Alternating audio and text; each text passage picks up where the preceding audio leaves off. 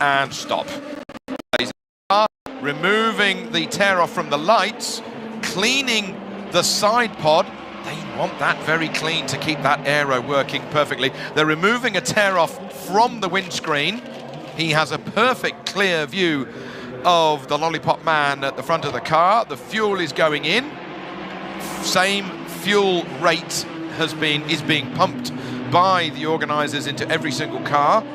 It's just how efficiently you can take that fuel on board once it's in your car. That's the trick, so it doesn't bubble back and have an overflow, as it were. He makes his way towards the end of the pits. He makes his way towards the end of the pits, and he's on his way.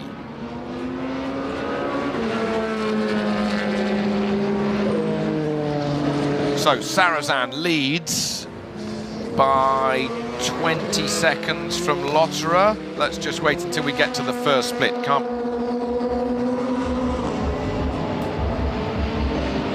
As the Toyota is right on his tail of Nakajima, so that's second and third position just going through your shot.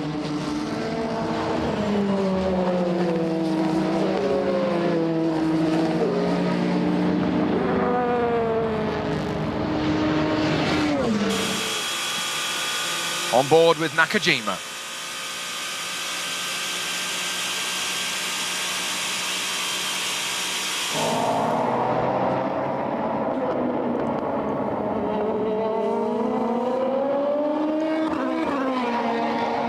The number 2 Porsche, which is way down the order. Brendan Hartley at the wheel.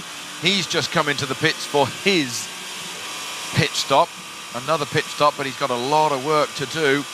He's doing laps, but well, he's 5th in class at the moment, but how high he can get by the end of the race is another discussion. Second and third on the racetrack is here right in front of you, ladies and gentlemen.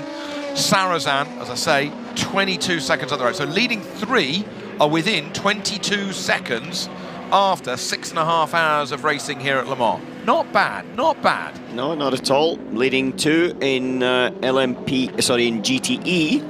As here we're on board now with Nakajima right behind Lotterer as they dive into Mulsanne corner. A couple of cars up ahead, that'll actually help Andre because he'll be able to get a bit of a draft for them. But it's the Ford and the Aston Martin now that he'll be looking at. Is he going to be able to get past those before he dives into the right-hander of Indianapolis? Immediately you look far ahead and you're trying to predict as the Toyota's closing, but Lotterer's staying in the middle of the circuit. So he's forcing the Toyota around the outside. Is he going to have enough speed? No, he's not going to be able to do it. And as they sweep into the right-hander at 160 miles an hour, standard on the anchors, up 2 gears out of Indianapolis, up towards Arnage. And then the whir of that turbocharger that you can hear from the underneath the engine cover of that Porsche. Little bit 956, 962. Has he got a great run? Steaming past him he goes. Up to second position goes Kazuki Nakajima. A round of applause from the Gazoo Toyota Racing Squad, and Neil Jarni not so impressed. Interestingly, these two are teammates in Japan. Same I was going to say Formula Nippon there. Super Formula team, Toms. So they see each other every race weekend over in Japan and race against each other. And here they're racing here as well. On board with Andre Lotterer.